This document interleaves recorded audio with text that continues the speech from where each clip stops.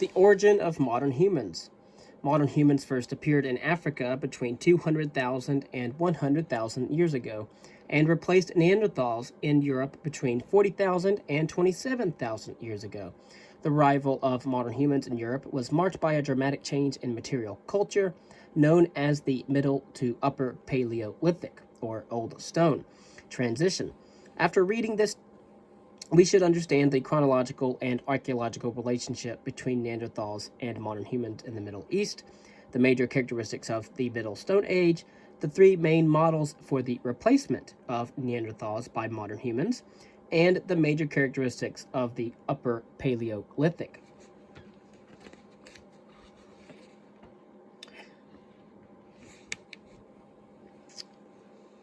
A visit to Lascaux Cave in southwestern France begins with a descent into inky blackness. Visitors, limited to a small number in order to preserve the cave, are asked to dip their feet into a pan filled with disinfectant and are then ushered through a door into a chamber shrouded in darkness, where they wait until the guide is ready.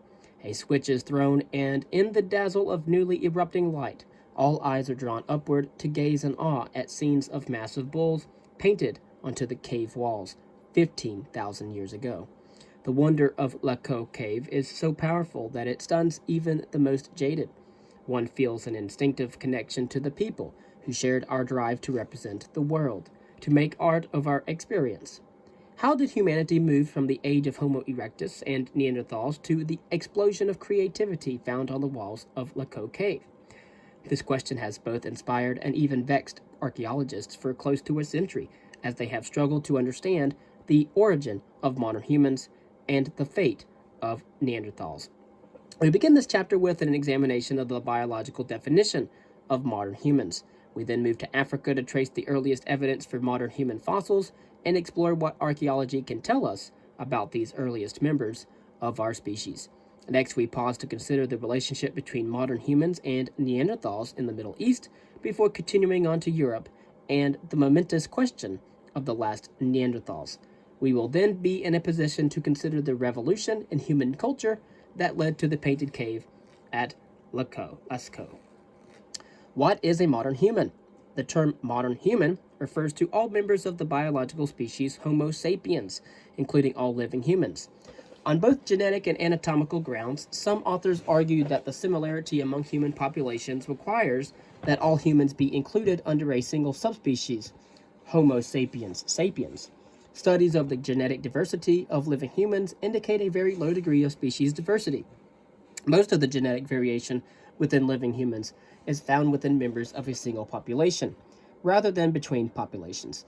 The low genetic variation within modern humans reflects a relatively recent common ancestry. Characteristics of the skull that distinguish modern humans from earlier species include a large brain capacity, or 1200 to 1700 cc or cubic centimeters, a globular brain case, a vertical forehead, reduced brow ridges, and a pronounced chin. Teeth tend to be smaller. Modern human bodies have a reduced body mass, a narrow trunk, and a unique pelvic shape. There is, of course, considerable variability among living humans, both as individuals and as populations. However, the anatomical traits that define the genus Homo and the species Sapiens are characteristic of all living human populations. Concerning early modern humans in Africa, modern humans first appeared in Africa between 200,000 and 100,000 years ago during oxygen isotope stages 6 through 3. The oldest known fossils clearly ascribed to Homo sapiens were discovered in the Middle Awash region of Ethiopia. At the Herto site, an adult skull, a partial juvenile skull, and a fragmentary adult skull were found eroding out of a level Argon dated between 160,000 and 154,000 years ago. The complete skull has a large brain, 1450 cubic centimeters, and lacks any of the specialized traits that characterize Neanderthals.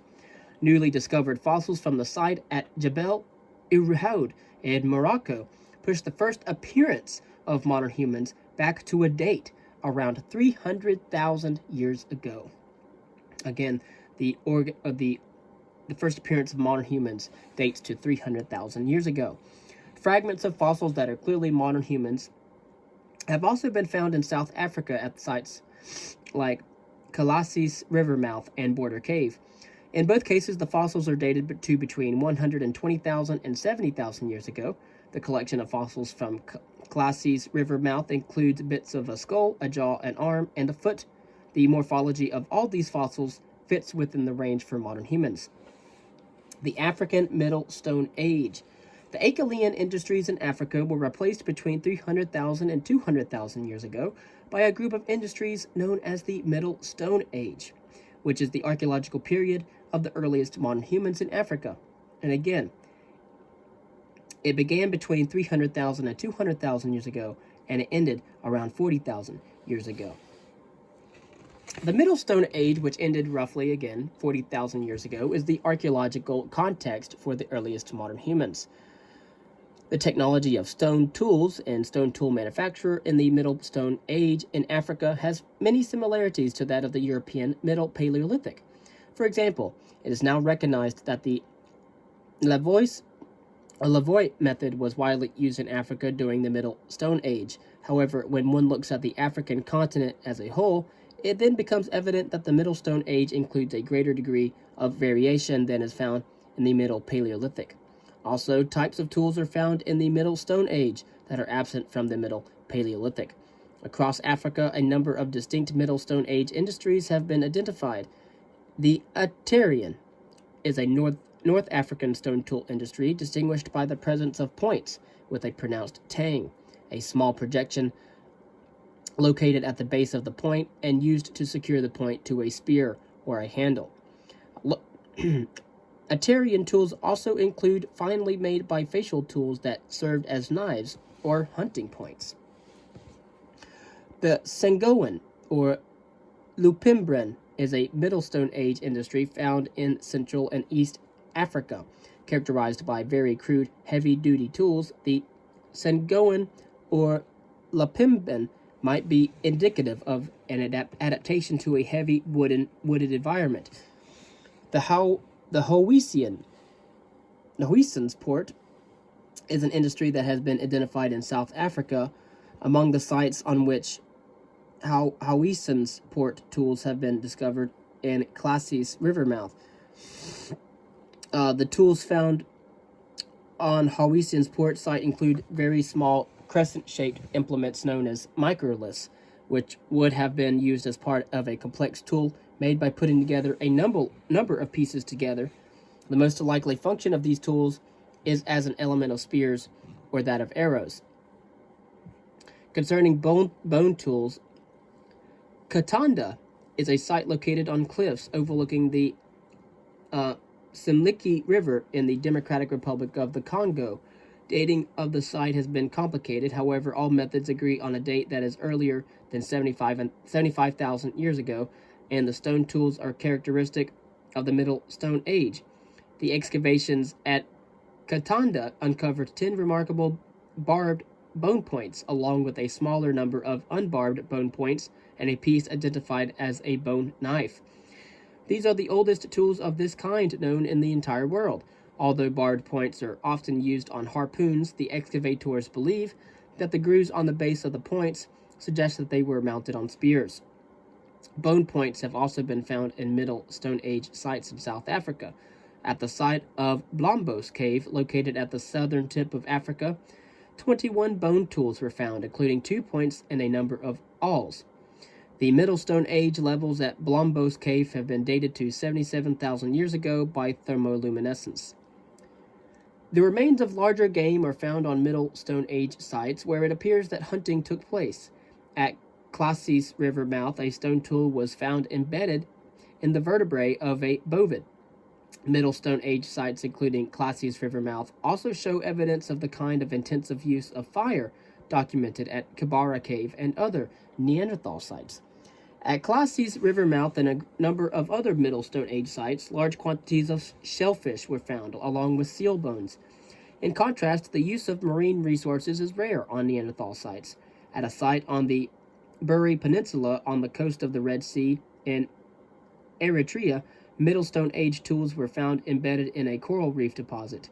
Clearly, those who wielded these tools were people living at the edge of the sea. and it is likely that they were exploiting shellfish and other marine resources.